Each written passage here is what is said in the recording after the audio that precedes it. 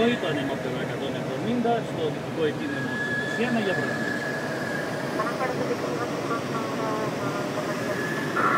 $170.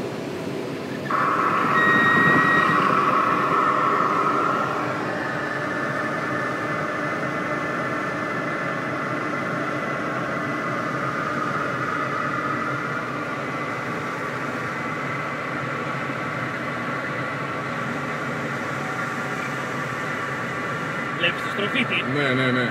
Αυτό πρέπει να γίνεται. Και το διορθώνει συνέχεια. Τώρα θα βάλω μπράβο, δεξί χέρι πόδι και κέντρο. Ωραίο. Αυτό και κρατάω τη μύτη μου. Κάνουμε και λίγο τελικά.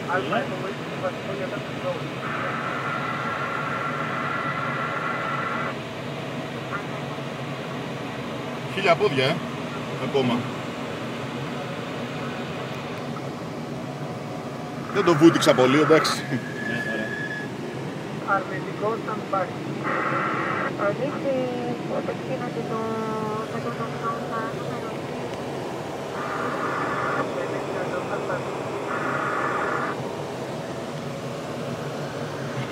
Το 170 στρέφει βασικό.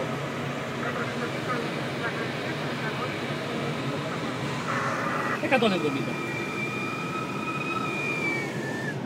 Θα ανοίξει και αερόφρενα μετά. Το ίδιο ανοίξει. Λίγα. Με πόσο προσγειώνεσαι? Με 55.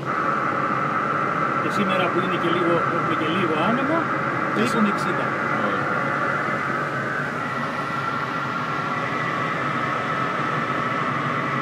Τώρα τα έχω βγάλει όλα.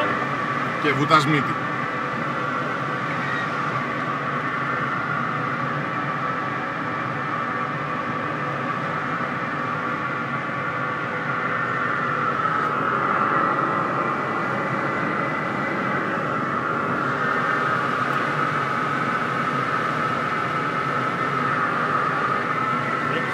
Το διάδρομο έχουμε ένα συγκεκριμένο σημάδι. Αν παρατηρείς, Το κόκκινο εδώ μπροστά. Ένα συγκεκριμένο σημάδι, ναι. Και σιγά σιγά βάζουμε τα φρένα μέσα.